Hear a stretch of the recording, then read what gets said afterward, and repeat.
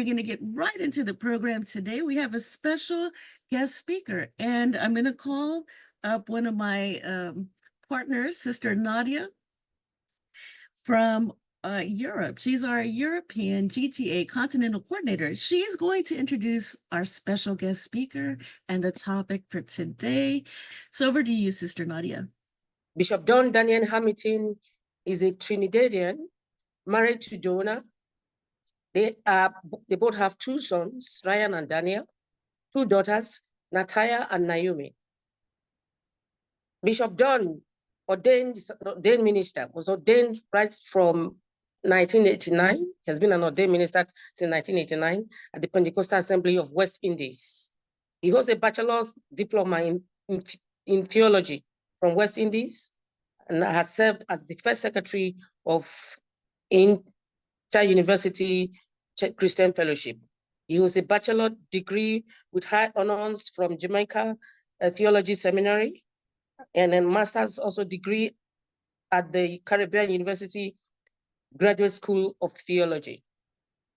He has served as high school teachers and lecturers at different capacities, served with Jamaica Youth for Christ and Family Life Ministries as radio presenter, counselor, camp and conference speakers, facilitator, and various training seminars. He's currently the founder of Family Care Agency, where he serves as the director family therapist. He also serves as part-time psychology lecturer at the University of West Indies. Suffice it to say that currently, Bishop Don Daniel Hamilton is the National Bishop of Pentecostal Assembly of West Indies, Trinidad and Tobago, in addition to his Pentecostal responsibility as a senior pastor of Faith, Hope, and Love Center. With Jesus' joy in my heart, please welcome with me Bishop Don Daniel Hamilton, who today is talking to us about the Luciferian agenda, the attack on binary gender. You're welcome, sir. God bless you. Thank you very much, my sister. Good evening to everybody. Let me give you a roadmap as to what we hope to cover today. Realistically speaking, I want to commit myself, if we do not get through all of this material, I am sure that we could arrange in the will of God to reconvene and cover it. But I couldn't butcher it and I couldn't cut it up in that kind of a way. And so that's my preamble there in terms of the nature of this session. The first thing we will cover is an introduction. And then we will cover section 1, the creator of binary gender. Section 2, the spiritual instigator. Section 3, the human instruments. Section 4, the ultimate spiritual instigator's agenda. Section 5, some implications of the agenda. And then we do conclusion and Q&A. So what you probably want to do is maybe take a snapshot of this or write it down if you can, because this would be our roadmap and there would be subsections and points in each one of these areas. So the next thing we go through, looking at this Luciferian agenda, we are looking at the introduction. Section 1, we would look at the creator of binary gender.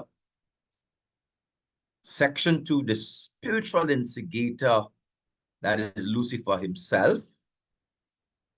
Section 3, the human instruments, that's human beings. Section 4, the ultimate spiritual instigator's agenda. Section 5, some implications of the agenda, and then the conclusion. So let's jump in. In terms of the introduction, I want to suggest 6 ways to understand, think, and pray through the issues of the Luciferian agenda. 1, you have to think, pray spiritually. Why? Because our wrestle is not against flesh and blood. So we're looking at 6 ways to understand, think, and pray through the issues of the Luciferian agenda. Number 1, you have to think and pray spiritually because our wrestle is not against flesh and blood. Paul Hebert talks about the Western world have a way of looking at the world from a two-tier standpoint. But what he suggests that there is the excluded middle. And in the excluded middle, you have spirits, powers, and principalities of work. So we must think spiritually. Again, we see when Paul was preaching the gospel, Elymas in Acts 13 withstood him, and Paul called him a child of the devil and full of mischief. Think spiritually. 2, think strategically, pray strategically. When we say about being strategic, we're talking about being tactical, advantageous, intentional. We must be strategic in this work. For example, the comprehensive sexuality education, they are very strategic. They are targeting the schools. They have a curriculum that is strategically packaged, dealing with right-based, evidence-based, curriculum-based, disease prevention. All of these are strategic approaches to get at our students.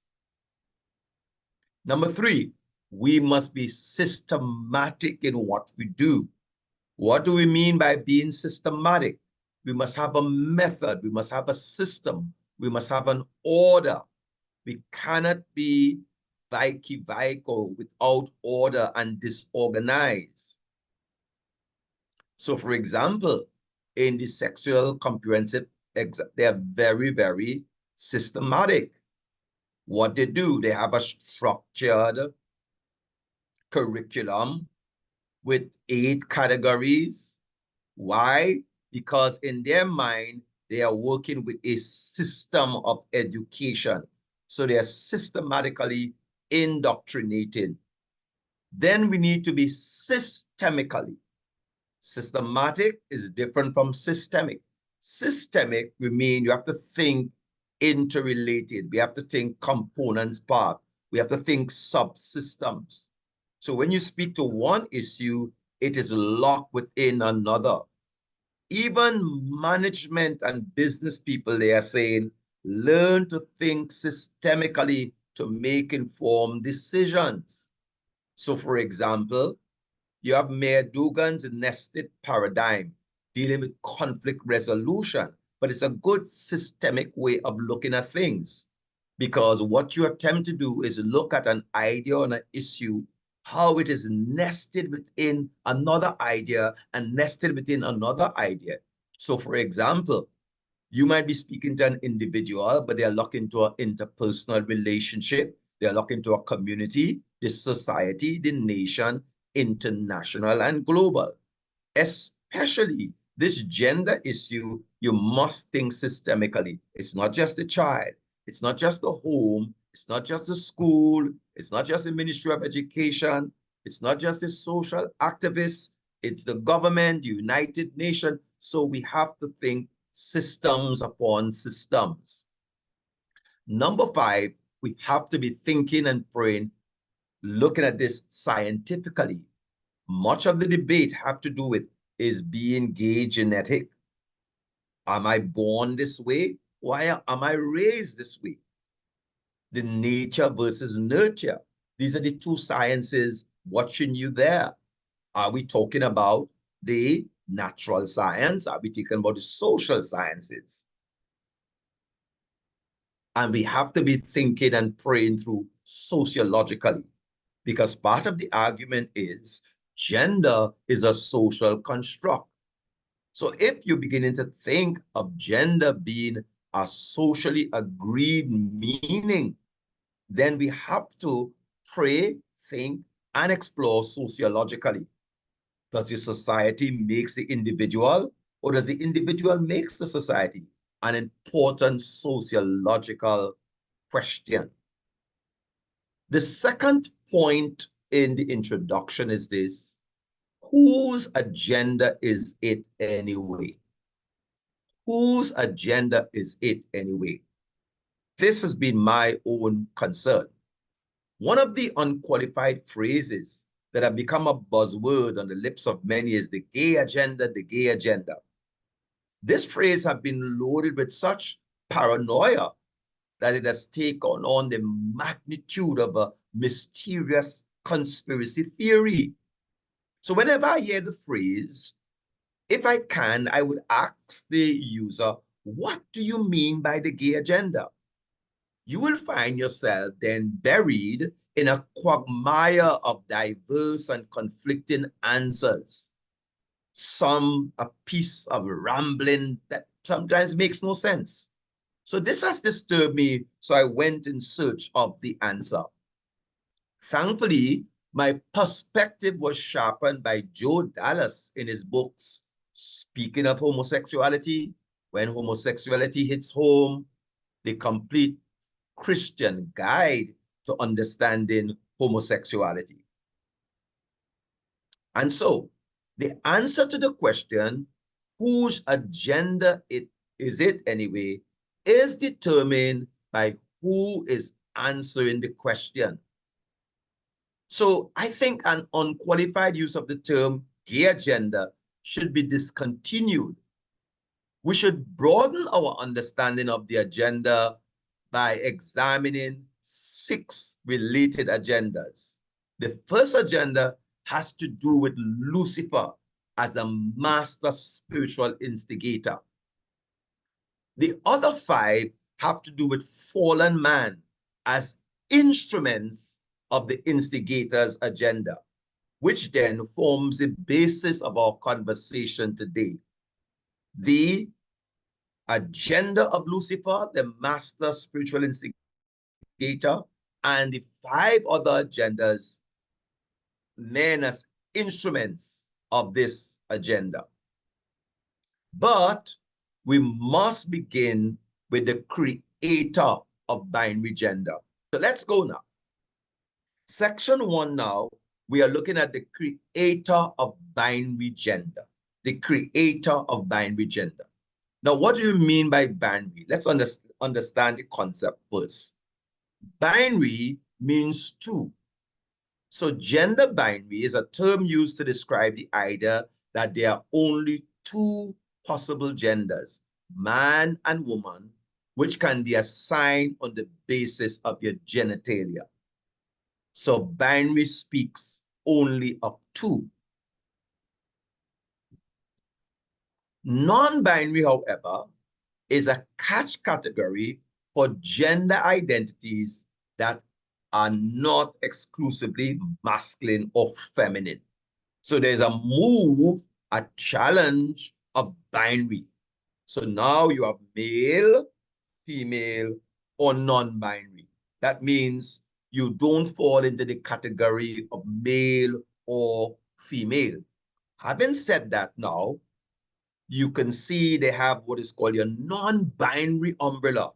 Gender queer, gender fluid, bigender, pangender, agender, nutrous, demi-boy, demi-girl, gender fluid, trigender. Non-binary people can use pronouns, labels, and so on and so forth, because they vocally reject the binary view of male or female.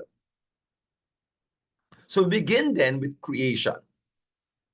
In beginning with creation, we consider 2 broad passages of scriptures, Genesis 1, 26 to 28, and Genesis 2, 22 to 24. God said, let us make man in our own image according to our likeness. Let them have dominion over the fish of the sea, the birds, the air, the cattle, every creeping thing. So God created man in his image. In the image of God, he created them. Male and female, he created them. Then God blessed them, and God said to them, be fruitful, fill the earth, subdue it, have dominion. And Genesis 22 to 24. And the rib which the Lord God had taken from man, made he a woman, and brought her unto the man. And Adam said, this is now bone of my bones, flesh of my flesh. She shall be called Hishah, the Hebrew woman, because she was taken out of man. Therefore a man shall leave his father and his mother, and shall cleave to his wife, and they shall be one flesh. Let's talk through 7 biblical foundations of binary gender. Number 1, humans are created in the image and likeness of God.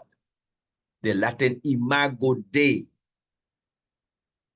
And imago Dei gives a personhood, glory, and worth. So man is created not physically in that sense, but with the mental, emotional, social, and spiritual capacity to be known and to know. We are created lower than the angels, but we are created with glory, dignity, power, and worth. So when there is violence against a person, that is the ultimate attack on the image and likeness of God in man. Man shall give an account, a beast shall give an account, based on Genesis 9, verse 5 and verse 6. Number 2, as image bearers, man and woman are created to have binary gender parity in governing the creation. Notice, he said to both man and woman in Genesis 1, 26 and 28, have dominion over the fish, have dominion over the earth, have dominion over the created things. So man is created lower than the angels, but higher than the plant and animal kingdom. If you read Psalms 8, verses 3 to 9, as image bearers, man is a creature of glory and honor. When I consider the heavens, the thing and the work of your hand, what is man that you are mindful of him? Because you made him little lower than the angel, and you made him to rule over the works of your hands. Number 3, God's image and likeness is exclusively expressed in the male and female binary gender. Notice what Genesis 1:27 says. So God created man in his own image. In the image of God created he him, male and female created he them. Now, Jesus affirmed the binary creation at the beginning in Matthew 19:4, and he answered and said unto them, have you not read that he which made them at the beginning made them male and female? Male gender, according then to De Jong, by itself, or the female gender by itself, is an inadequate representation of the divine nature. Because when God created image bearers, he says, male and female created he them. So Young says the sexual differences are especially prominent and complementary in the creation of man and woman. So when you think of homosexuality or lesbianism, you have to understand that this cannot reflect the image and likeness as God stamped in creation. Number 4, the binary gender. Remember, we're looking at 7 important foundations. The binary gender of male and female are intricately linked to your anatomy. Hence the command and the design for reproduction or procreation of the human race. God could not have commanded 2 men be fruitful and multiply, or 2 women to be fruitful and multiply. So male and female is tied to anatomy. Gender is tied to your anatomy. Number 5, the ultimate warring then of the binary gender is for mutual interdependence. Remember, in Genesis 2, God took a rib and he made woman. But it's very interesting what you need to know from Corinthians. He says, Nevertheless, a man is not without the woman, neither the woman without the man. Why? Because the woman came from man, even so men came from woman. Nevertheless, the ESV says, in the Lord, woman is not independent of man, nor man of woman. For as a woman was made from man, so man is now born of a woman. The mutual interdependence is this: man needs woman and woman needs man. God took a rib and made woman, but henceforth after that, all men are born from the womb of a woman. So man needs a womb and the woman needs the rib. Two men cannot create mutual interdependence according to the creation. Two women cannot create mutual interdependence according to the design of the creator. As one translation put it, woman is not independent of man, nor is man independent of woman, for as woman came from man, so also man is born of a woman. So the anatomy is critical for maleness and femaleness. Number 6, the binary gender of male and female was created for heterosexual, mysterious, monogamous, one flesh marital union. Genesis 2:24. Therefore, a man shall leave his father and mother and be joined to his wife, and they shall become one flesh. Jesus affirmed the creation account of this union when he said in Matthew 19, and he said, for this cause shall a man leave father and mother and be joined to his wife, and the two shall become one flesh. So they are no longer two, but one flesh. This mysterious union can only happen in a heterosexual, one flesh union of male biology and female biology that are mutually interdependent on their very existence. So number 7, then, when you put all that we have set now as a 7 foundation, the Bible defines the gender and sexual identity of the family. Look at this. God established your gender identity, male and female, which is a reflection of his image and likeness. 2, God established your sexual identity, which is implied, be fruitful and multiply. The current thinking is to separate your gender identity from your sexual identity. God says male and female are called to be fruitful. So your gender and your sexuality, they are intricately tied together. God established your parental identity, not two fathers or two mothers. A man shall leave his father and his mother. And number 4, God established your marital identity. A man cleave to his wife, and the two shall, not two partners cleave to each other, but a man cleave to his wife. So it's on this basis of these 7 foundational elements that is what is under attack by God and man's arch enemy called Lucifer.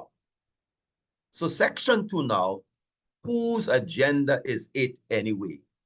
We want to talk about the spiritual instigator agenda. And that spiritual instigator is Lucifer himself. What is the agenda of Lucifer? We start with the fall of Lucifer as depicted in Isaiah chapter 14, verses 12 to 14. Look at this. How are you fallen from heaven?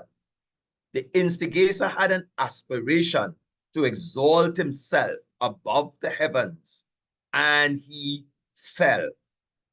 Lucifer, son of the morning. That's the fall of the instigator.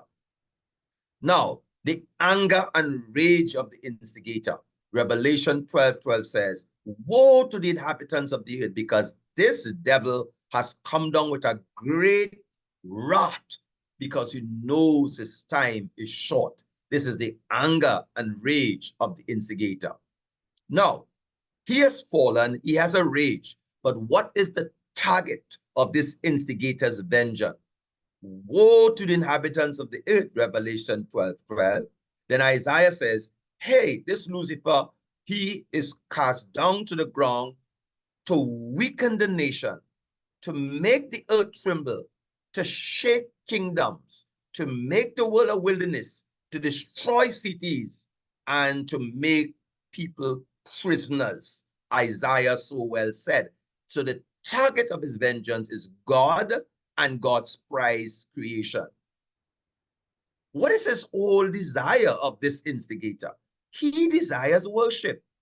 He says to Jesus, if you bow down and worship me. In the Revelation, he says, they worship the dragon. He gave the beast power so that people would worship the image of the beast. That is his own desire. He wants human beings to worship him. So, what is the instigator's offer? The offer of the instigator and the sanction of the instigator to get men to worship him is this. Notice what he said to Jesus. All this kingdom of the world and their splendor, I will give you if you just pledge your allegiance to me. But where in Revelation, while some people may not want to worship him, he forced all people to take a mark of the beast. And without that, you cannot buy or sell until you demonstrate your allegiance to him. That is his offer and his sanction. So then, note this, what is the 7-point agenda of the instigator? And what you can do is take some time and do some fine details. I have it printed in a book I am doing, but just to stimulate your thinking. Using Isaiah 14, Matthew 9, and Revelation 13, this is the 7-point Luciferian agenda. 1, to weaken the nations. Question that you could ask and fill out.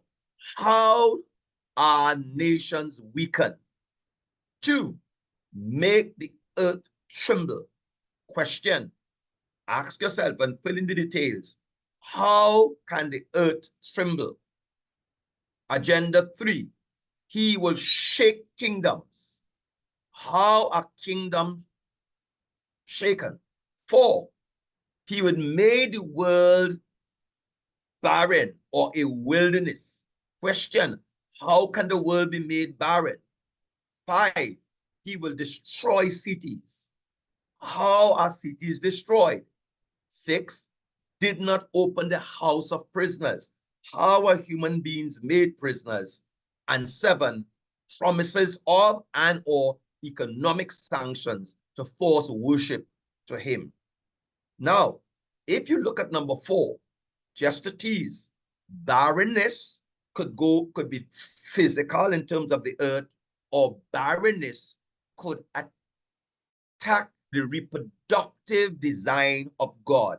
Male and female, be fruitful and multiply.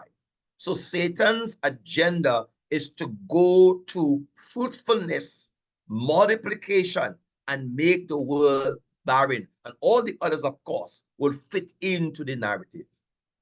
Now, if you look at number 7, the promise of or economic sanction to force worship. Just this week, September 24th, there was, in fact, an article by the Demerara Waves, and that's Guyana within the West Indies area. And this is the article. Guyana can potentially earn US $1 billion annually from LGBTQI tourists if colonial era Bogwi laws are repealed. And this is coming directly from the Tourism and Hospitality Association of Guyana. And this is what was said by the representative. If we can get rid of the colonial laws against same-sex, then we can attract serious finances for Guyana. In other words, remember what the enemy does. One of his agenda is to offer money in exchange for. So when you read the article, it says that D. George says that Guyana should position itself to cash in on the global LGBTQI tourism. If you can just get 1%. This is the president of the Tourist Association of Guyana literally selling the soul of a nation. But remember, human beings are mere instruments of the agenda of Lucifer. So this is the Luciferian objective then. Started in Genesis 3:4. You will not surely die. He removes the consequences. So he sets in motion two broad-based objectives. One, attack God and make God a liar. Two, attack man, mess with his mind. Man has a desire to be wise. Man has a desire for knowledge. Man has a desire to be godlike. And Satan's objective is to dangle that bait before human beings and make a fool of them. Because it's not surprising that the scripture says, the fool says in his heart, there is no God. In addition, they will profess themselves to be wise, but they become fools, Romans 1:22. So if you go back here, what we are saying, the attack here is to make God a liar and eliminate God from the equation, and then mess with human beings, promising them wisdom, knowledge, and godlikeness, and turning them into fools. That is the Luciferian spirit. So what is his strategy? When you check 2 Corinthians 2:11 and 11:3, here's what you notice. Paul says we have to be careful that least Satan outwit us with his schemes. And then in 11:3, 2 Corinthians 2:11 and then 11:3, he says, I fear the same way Satan beguiled Eve, he will corrupt your minds. So Satan has a strategy. The strategy here in 2 Corinthians chapter 2, 10 and 11 is this. He wants to get advantage. He would use his devices. He wants to outwit us. He will use his schemes. He wants to win. So he has his plans. Different translation. Now, the word advantage, pleon neketes, to move, to overreach, to have more, a greater part. So what Satan wants to do is to overreach, to have more, to take what doesn't belong to him. And then 2 Corinthians 11:3, Paul talks about he is fearful that Satan might beguile you with his subtlety. This word subtlety means craftiness, crafty wisdom, and he will corrupt or defile or lead astray the minds of men. So there is a strategy of the enemy. Section 3 now, whose agenda is it? The human instruments agenda. So we have seen the Luciferian agenda. What is the human agenda? The human agenda starts just with the fall of Satan. There's the fall of man. And at the fall of man, the entire creation was affected spiritually, socially, physically, environmentally, psychologically, and sexually. And with the fall of man, there was a shift from creator worship to creature worship, where men changed the truth of God into a lie, worship and serve the creature more than the creator. So they exchanged the truth of God for a lie, Romans 1:25. So if you notice, there was a threefold consequence of the loss of identity, dignity, and significance. Therefore, God gave them up. Their bodies became contaminated. Their emotions became contaminated. God gave them up to their vile affection. So notice what they did. Likewise, also the men, leaving the natural use, burning their lust one to another. And the women also. There's a contamination of their mind. So they profess themselves now to be wise. They have become fools with their reprobate minds. So the enemy and the instigator have gotten through, and he's now contaminating the race.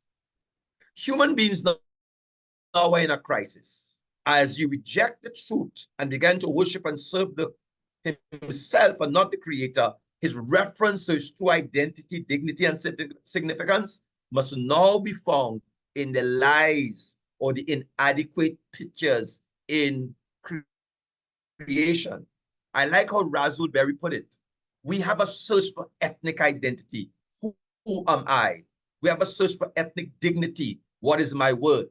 We have a search for ethnic significance. What is my purpose? We examine those who are calling themselves Black Hebrews.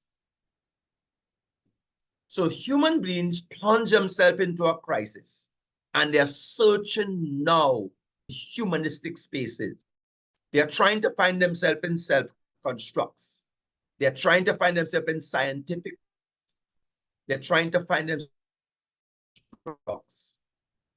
There's their personal search, their scientific search, and run through this quickly. What are some of the self-constructs that people have? So we don't have a voice. We have social media fakes, not Facebook, fake book. This is your personal construct. We cannot survive without Photoshop, some people. Some people have become plastic surgery addicts as you search for yourself. We learn to wear masks to appear normal. There are some blacks, they are called Oreo biscuits. They're black on the outside, but white on the inside. We started practicing bleaching. We change our names. Searching for identity. We become prisoners to ourselves. We debate about our origins. We become a composite picture of different people. We call ourselves Black Hebrew Israelites, born in America. We are driven to find alter egos. So you have people like Nicki Minaj, she has 16 alter egos. Lady Gaga have 13 alter egos, all in your personal construct. We juggle between our esteem, narcissistic or low self-esteem. And look at this. We are caught in a matrix of gender identity confusion. So they speak of gender fluidity, the recognition that for many, gender expression and gender identity changes over time. So gender fluid people may change their gender and expression often. So the question is, are there more than two genders, which is binary? How many genders are there? Well, in my last check, because I try to follow this, there are 140 new genders. So it moved from 2 binary to 3. Some authors say no, there are 8 genders. Some say no, there are 20. Some says no, 78. I've read 70, and recently I read there's 140 genders. Man is searching then for himself in scientific constructs because we're trying to find ourselves. There's your personal construct, and so there's theories galore as to how do you find yourself. There's Erik Erikson's psychosocial theory, identity versus confusion. There's the work of James Masser, the psychosocial development, how people find themselves and their identity. There's Rosalind Jocelyn theory of identity development for women. There's Eurasian and cultural identity development, and their theories cross so-and-so, Kitano, Rose. Therefore, who am I? There's a gay identity development by Yarhouse. The point we're making is this. The enemy of God and man attack human beings at their core, the image and likeness, and men exchange that for a lie, so they're trying to find themselves. And then there's the social construct theories. So they are social construct. There's age, there's sexual orientation, there's immigration status, there's gender, there's ability, there's religion, there's class. Who am I? If I'm created in the image and likeness of God, I must now find myself somewhere in the sphere of mankind. So then, race, and then you have racism. Age, and you have ageism. Ability, and you have ableism. Religion, and you have religious discrimination. Immigration status, and you have nativism. Class, and you have classism. Sex, and you have sexism. Sexual orientation, and you have homophobia. Gender, and you have cisism. The point being, precious people, is that man have lost their way. So then, the gender issue is just one of the many crises human beings have found themselves in. But mind you, let's talk about the inventor of gender. Now, remember, there's a creator of gender, but now we're looking at the human instigators. We're looking at the fall of man and where it led us.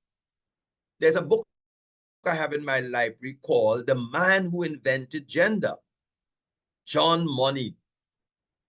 And Money is the thinker or so-called scientist who pushed this idea in 1995.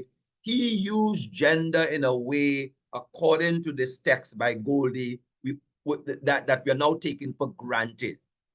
What did Money really says? He said gender is more connected to your experience than to your chromosome. In other words, he's disconnecting gender from body. So he invented the claim gender. So then, once you separate sex, male and female, from your biological distinction, voila, John Money invented the concept of gender as socially constructed. So his influence have expanded to address all kinds of variations and disorders in human beings. So with the redefining of gender, your sexual identity is your anatomy, physiology, genetics, and hormones, but your gender identity have to do with what is socially constructed in your mind, in the culture. So this is what it said. Your gender identity is who you think you are in your mind. Your sexual orientation is how you feel, your attraction, and your sexual identity is how you look physically. So your gender identity, who you believe in, your orientation is how you feel, and your sexual identity is how you look in your body. And that is the full-blown expression of what John Money has done. But let's talk a little bit about Judith Butler. So we could talk about the disruptor of binary gender in the person of Judith Butler. Now, Butler wrote some time ago a work that says, Gender Troubling Social Psychology. How can we look at Butler's work? What Butler says, she's calling upon the society to create gender trouble by disrupting what? The binary view of gender and sex. And what is Butler's alternative? She says, you know what? Gender is not tied to biology. Gender is something you perform and reinforced by societal norms. So in the vein of John Money, now Butler is saying that gender is something that you perform. She says this matter of gender being binary is really an illusion. It's not true. So you act as a woman and you act as a man. It doesn't mean you're a man in gender or a woman in gender. You just act the role of. Out of that, then, we're talking about the human instruments. There's a birth of the gender ideology and the gender agenda, which is bigger than what we call the gay agenda. The gender ideology and the gender agenda is what is shaping and molding the thing. So what then is the gender ideology? They decouple the terms man and woman, boy and girl from your biological sex. The ideology really says a person's gender identity is not biological. So that you can talk about a woman and a man, but that has nothing to do with your biology. Robertson makes an important point. He says gender agenda aims at a complete moral, social, psychological, and sexual revolution. And it is going at targeting our children. So it is taught under the guise, of course, of, look, we need to protect our children. We need to deal with gender dysphoria. But it goes much further than that. What it does, it attempts to teach gender is just a social construct and nothing to do with biological sex. And not only that, you can choose your gender out of the 140. So there's no evidence to show that this actually is a biological reality. What it says ultimately, this is really a form of state-sponsored child abuse. What then is this gender ideology? Is the theory that the sex binary doesn't capture the complexity of the human species. Your gender identity may be incongruent with your sex assigned at birth. That is the gender ideology. So then, we move away from binary and there's now a global agenda. So what is the gender agenda? A global agenda for non-binary. Who is behind that? The spiritual instigator. So globally, you can talk about the non-binary agenda. Non-binary, of course, means you don't fit between male and female. You could be genderqueer. They are saying the future is non-binary. You must accept that. Books that are written beyond the binary. Works that are written for children also. Raising kids beyond the binary. Gender isn't binary. Breaking the binary. Accepting gender as non-binary. Gender is not binary. Now, the Wong man took a swing here at binary gender. He says gender binary, the social construction of gender in most societies in the world, where gender is a dichotomy between male and female. Male and female gender expectation, roles, and function are generally very rigid, and the presence of alternative, blah, blah, blah, blah. He says the gender binary is crap and doesn't allow for individual gender expression. So all guns are at the gender binary. So you have the non-binary umbrella. You have the numbers, the letters, and the symbols. 2S LGBTQIA+. The 2S is two-spirited. This is the belief of certain indigenous Indians or native tribes that a person could have both the male and female spirit within them. So they have now added 2S LGBTQI. So it's two-spirited LGBTQI.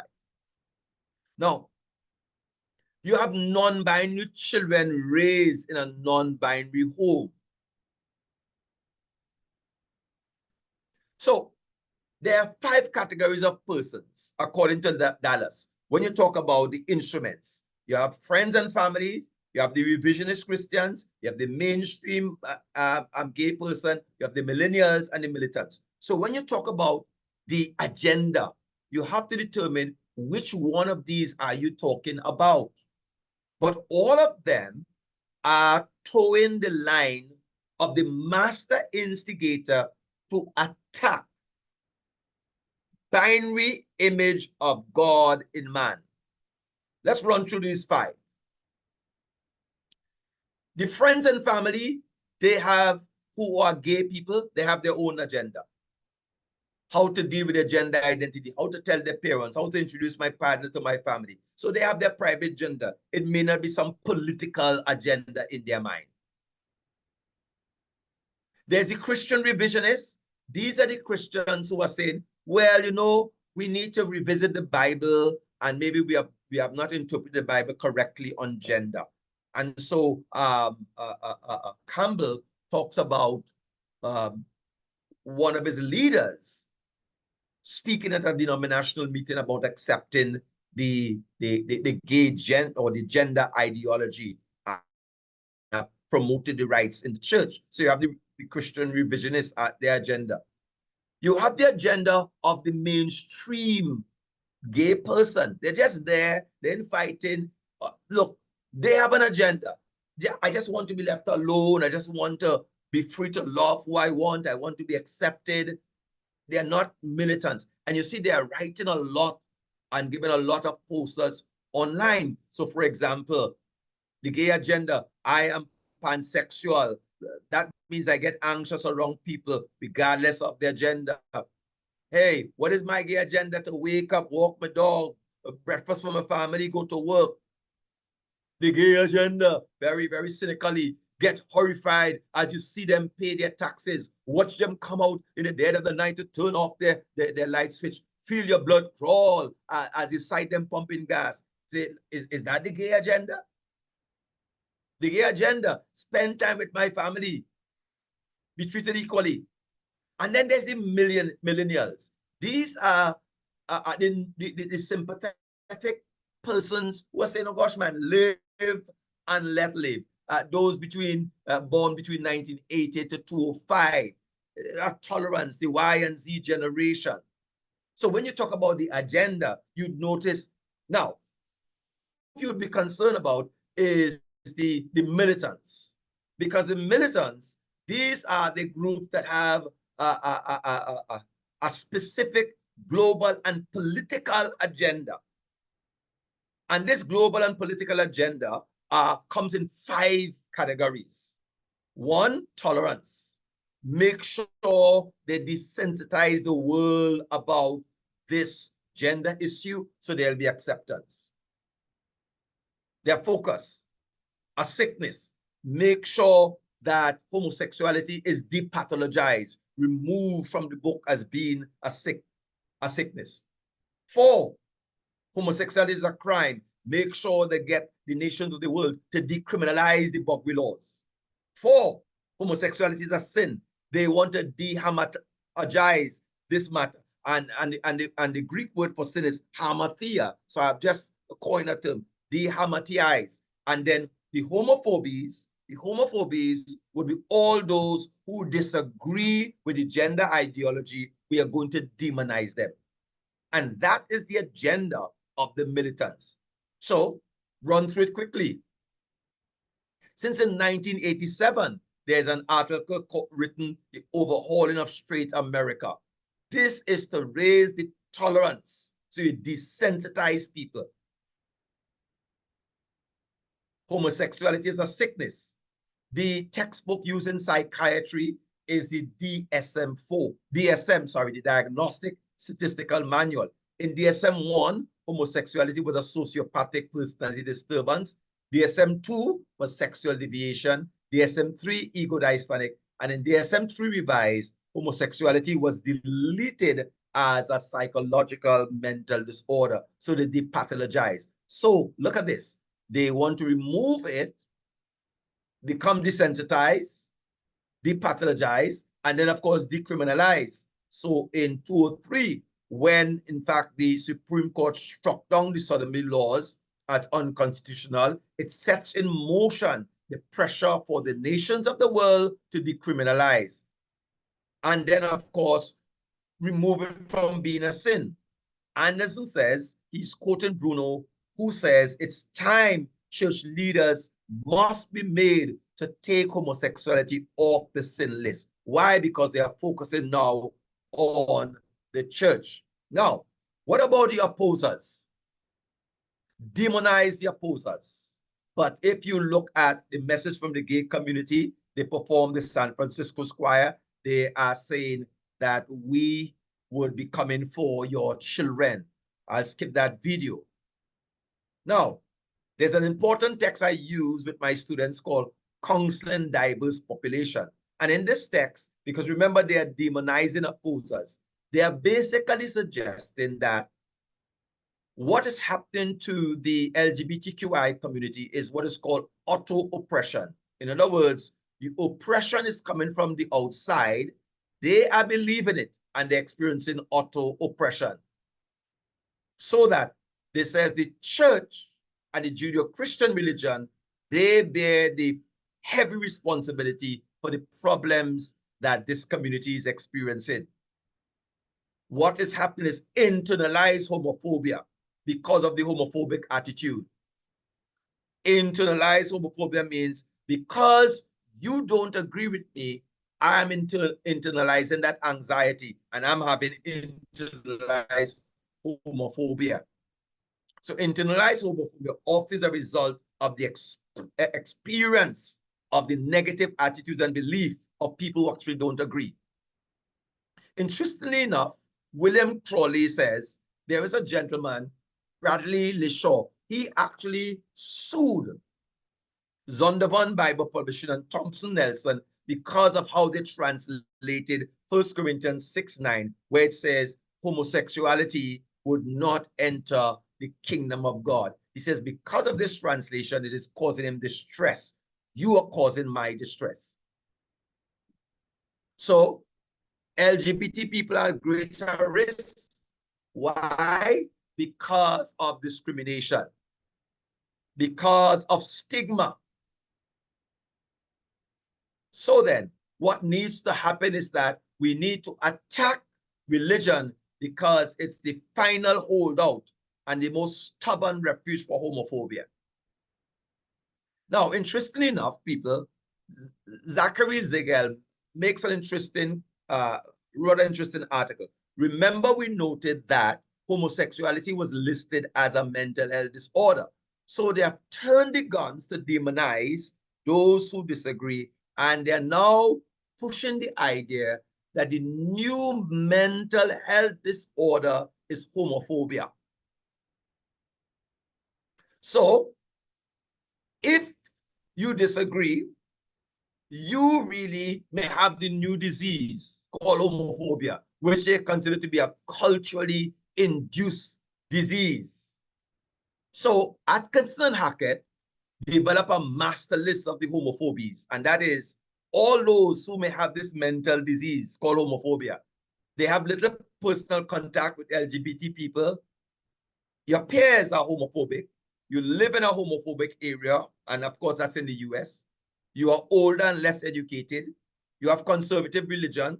You have restricted views on gender and roles. You have negative views on sexuality. You are authoritarian. You have a racist and sexist attitude. You make generalization about gay people because you have your own anxiety about it. And you think that heterosexuality is superior. These 11 categories of people, they are demonizing. Remember the fifth agenda. These categories of people, they have mental health disorder.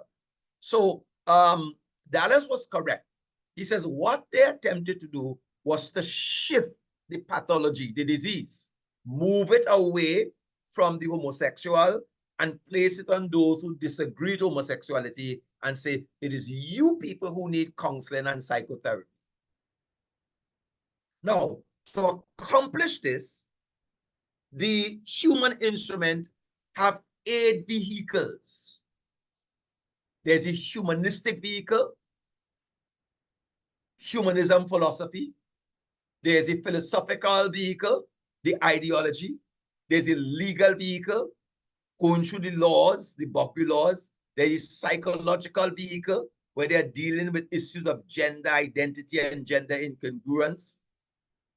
There's a political vehicle, where they have the governance and policies, United Nations agenda on their side. There's a historical cultural vehicle. Here it is, we're talking about gender is a cultural construct. There's the social vehicle, where they're redefining family, the individual. There's the educational vehicle, where they're using the academic institutional curriculum. So I will run through all of this here because it's the same thing I'm talking, just superimposing it a little bit so we can get to the other section. These, right. So that culturally then, they are pushing the pronouns.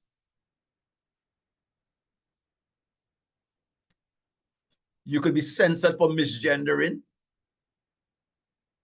You have gender identity flags, gender identity symbols, the gender spectrum, it's on a continuum. You have the Rainbow Disney Collection, the global push for the non-binary, as we said to you before. The social window on the family, 2 moms, 2 dads, the educational vehicle with the comprehensive sexuality education. Now, I want to drive this point home now. Whose agenda it is? The ultimate spiritual instigator. What is he about? Remember the 9 social identities we talk about. But what is he about? With all of the different definitions, ageism, sexism, when it comes to gender, I took keen interest of how they define genderism when you're discriminating. Look at this. Genderism is a system of disadvantaging of cisgender. Cisgender is when you believe, when they call us cisgender, that your mind and your body is in alliance. You believe you're male and your body is male. That's cisgender, and vice versa. But it says genderism or cisism is when you disadvantage people whose gender doesn't match their body. But more than that, what is genderism? I want you to look at this very closely, precious people. Genderism is the systematic belief that people need to conform to their gender assigned at birth in a gender binary system that includes only female and male. Notice very closely, what is genderism? Genderism is the systematic belief that people need to conform to their gender, which is binary gender. So that in all of the understanding of the social identities, there is a curious digression in the definition of gender. We have race, we have age, we have ableism, religion, but with genderism, you define that ism as when you're trying to get people to appreciate binary gender. So the nature then of gender as a social identity, all of the social gender identities except gender are defined on a horizontal plane, man to man. Only gender is universally and inherently similar and applicable. The battle is fought on the vertical plane. Gender then is defined in terms of a direct rejection of the universal binary imprint of God's image and likeness in man. All of the other social identities doesn't go directly at what God declared in Genesis. So when you analyze this, the first 7 isms are directly horizontal, discrimination and prejudice, indirectly vertical. All men created in God's image and likeness and have an inherent worth. That is genderism, and that is where. So genderism then, as a philosophy man think he came up with to be wise, is directly vertical rejection, non-conforming, rebellion of God's original design of male and female. We have found then the gender social identity, it is the universality on the image and likeness is a direct attack. It is too persistent, pervasive, persuasive, punitive, planned, profile, passionate, and political. None of the 9, if I go back here, none of the 9 is so fought universally, except gender. None of the 9 has punitive power than gender. None has so much clan profile than gender. It is universally fought. So the ultimate Luciferian agenda, the real issue is not discrimination. It's not hate speech. It's not homophobia. It's not exclusion or the lack of diversity. The real fight is not against the church or those who disagree with the LGBT. You know what? The real issue is with God, the God of the Bible, who established binary gender. And what Satan attempts to do now is to turn his gun directly at the image and likeness of God in man. Why? It is a cosmic orchestrated attempt to eradicate the ultimate expression of God in his most prized creation. Using human pride, human rebellion, human laws, human governments, human wisdom, the enemy of God and man attempts to embarrass God by destroying men, turning them into fools. And so, Young says, this sounds like rebellion against the Creator and his way. So the gender identity crisis, my friend, is a search for one of the many identities because they have rejected God. However, given the nature of the gender identity, it is the most potent, aggressive, diabolical, orchestrated attack on God and his prized creation, ultimately to eradicate God from the creation. Because they have rejected God, we have problems. People are now claiming their rights to be trans species. So in September last year, close to 1,000 people in Germany, they were howling in a park, banging on the German government to give them their rights to be trans species.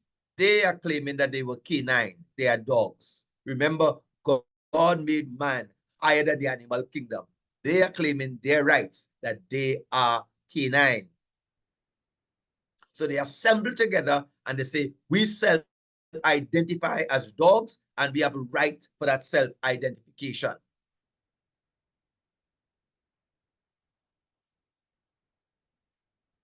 Take, for example, Dennis Abner. He has died now, but he identified as a cat and he wanted people. He changed his whole face. He had surgery to look like a cat.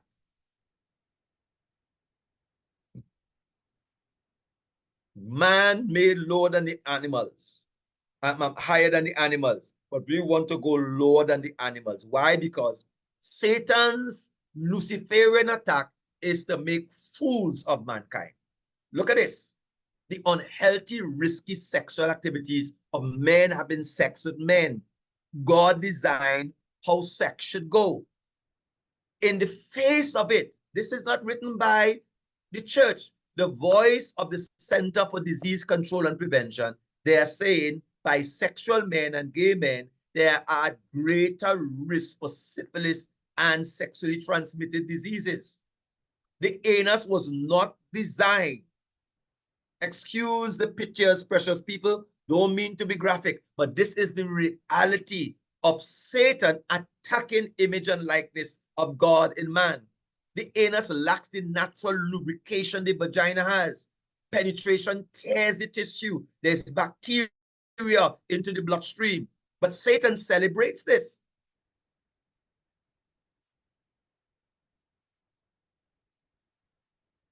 Number 3, the societal danger of giving blood. If you in Trinidad and you Google the blood ban to find out who can give blood, here's what they have said. Who can donate blood? Blood can be donated by anyone.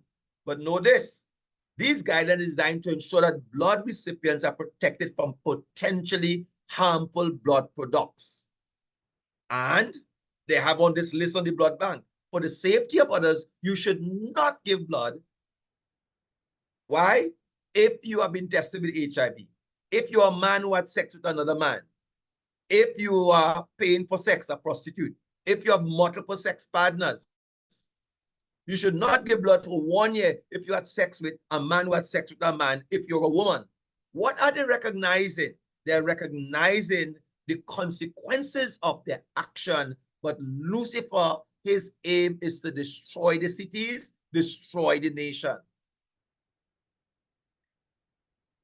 There's a moral travesty of biological males claiming to be females. Look at this.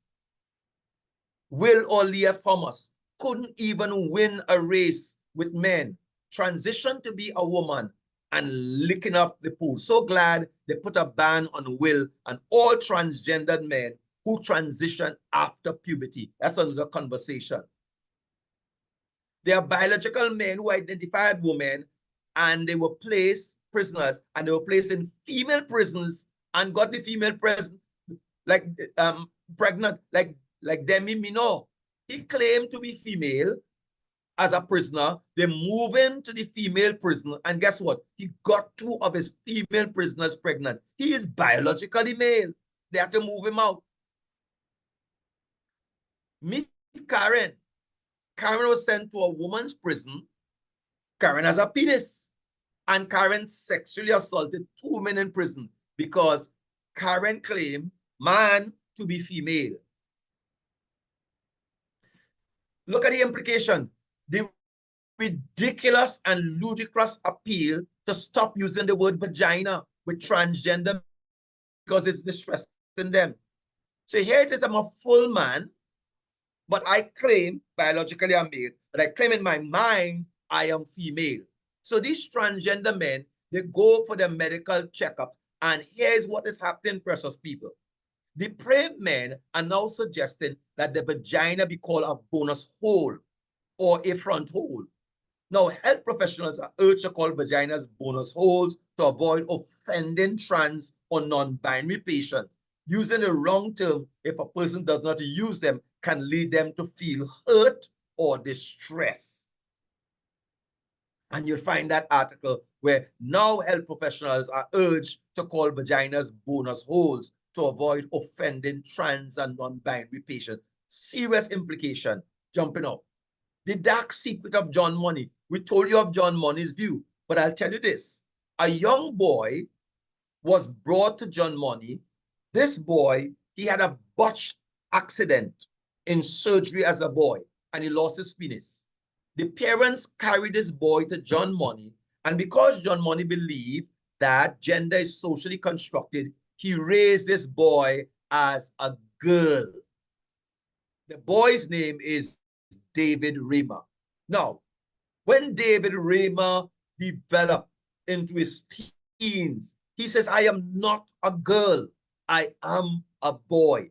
So it really is a dark, hidden secret that the father and inventor of gender, they keep hiding it because they're arguing if gender is socially constructed and you get a chance to raise a child who had a botched accident, guess what?